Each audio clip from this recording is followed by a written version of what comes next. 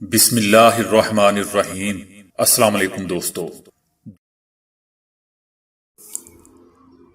برطانوی سائنسدانوں نے ایک دلچسپ تحقیق میں دریافت کیا ہے کہ جو لوگ مردوں کی آوازیں سننے کے دعوے دار ہوتے ہیں ان کی یہ کیفیت عموماً نوجوانی سے ایسی ہوتی ہے، اور وہ اپنی دنیا میں مگن رہنے والے بھی ہوتے ہیں۔ دوستو، یاد رہے کہ صرف مشرق ہی نہیں بلکہ مغربی ممالک میں بھی ایسے لوگوں کی بڑی تعداد موجود ہے جن کا کہنا ہے کہ انہیں اپنے مرحومین کی آوازیں سنائی دیتی ہیں اور وہ ان سے باتیں بھی کرتے ہیں۔ البتہ مردوں کی آوازیں صرف وہی سنتے ہیں، جبکہ آس پاس بیٹھے ہوئے لوگوں کو ایسا کچھ بھی سنائی نہیں دیتا۔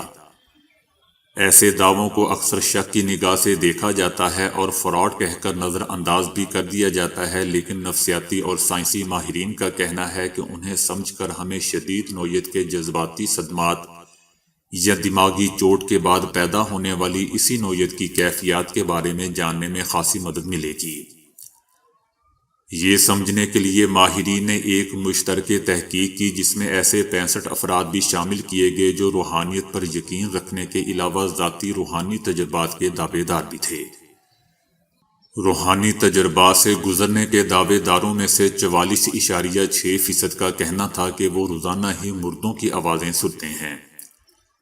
ان میں سے بھی 65.1% نے بتایا کہ یہ آوازیں انہیں اپنے سر کے اندر سے آتی ہوئی محسوس ہوتی ہیں، جبکہ 31.7% کو آوازیں اپنے اندر کے علاوہ ارد گرد سے بھی آتی ہوئی محسوس ہوتی تھیں۔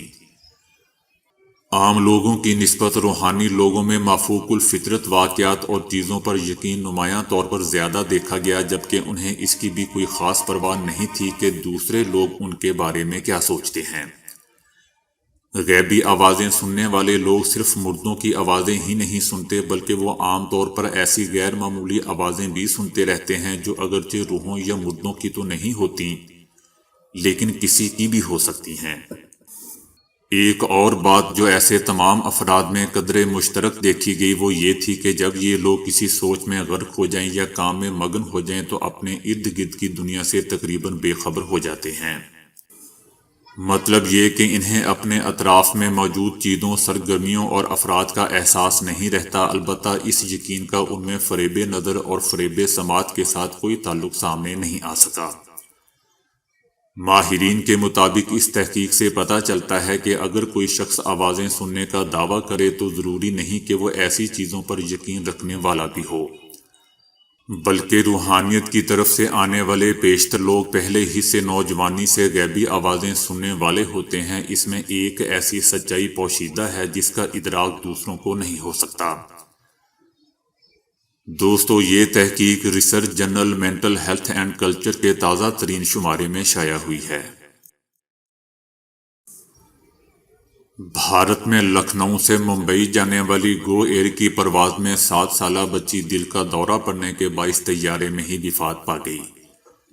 لکھنؤ سے ممبئی جانے والی ایک پرواز کو مسافر کی حالت غیر ہونے پر ناگپور کے انٹرنیشنل ایئرپورٹ پر ہنگامی لینڈنگ کرنا پڑی۔ بچی کا پہلے ایئرپورٹ پر موجود طبی عملے نے معائنہ کیا اور پھر government medical college and hospital منتقل کیا گیا۔ ہاسپٹل میں ڈاکٹر نے 7 سالہ بچی کو مردہ قرار دیتے ہوئے بتایا کہ مسافر کی موت چند گھنٹے قبل ہی ہو چکی تھی اور اس کی ممکنہ وجہ بلندی کے خوف کی وجہ سے دل کا دورہ ہو سکتا ہے۔ دوسری جانب بچی کے والد نے میڈیا کو بتایا کہ سفر سے قبل بیٹی کی حالت بالکل نارمل تھی، لیکن دوران پرواز طیارے میں اچانک طبیعت خراب ہونے لگی تھی۔ گو ایئر انتظامیہ نے کہا ہے کہ بچی کی ہلاکت کی وجہ طبی ہے۔ طیارے کے عملے نے بروقت فیصلے لیے، ہنگامی لینڈنگ کی اور ہر ممکن طبی امداد مہیا کرنے کی پوری کوشش کی۔ وزیر اعظم عمران خان کہتے ہیں کہ کئی ممالک اپوزیشن کی جماعتوں کی فنڈنگ کرتے رہے ہیں لیکن تعلقات کی وجہ سے ان ممالک کے نام نہیں لے سکتا۔ وزیر اعظم نے کہا کہ فارن فنڈنگ کیس اٹھانے پر اپوزیشن کا شکر گزار ہوں۔ یہ سب سامنے آنا چاہیے کہ تحریک انصاف اور اپوزیشن جماعتوں کی فنڈنگ کہاں سے ہوتی رہی ہے۔ ساری دنیا میں سیاسی جماعتیں فنڈنگ کرتی ہیں۔ فارن فنڈنگ کیس کھلی سماعت ہونی چاہیے اور اسے ٹی وی پر براہ راست دکھایا جانا چاہیے۔ وزیر اعظم نے کہا کہ پارٹی سربراہوں کو بھی بٹھا کر کیس سننا چاہیے، اس کیس سے ساری قوم کو پتہ چلے گا کہ کس نے اس ملک میں ٹھیک طریقے سے پیسہ اکٹھا کیا۔ وزیر اعظم نے کہا کہ مولانا فضل الرحمان مدارس کے بچوں کو استعمال کر کے حکومت کو بلیک میل کرتے ہیں، ان کی اربوں روپے کی جائیداد کہاں سے آئی ہے، وہ NRO کے لیے بلیک میل کر رہے ہیں۔ لوگ سمجھدار ہیں، وہ کسی چوری بچانے کے لیے نہیں نکلیں گے۔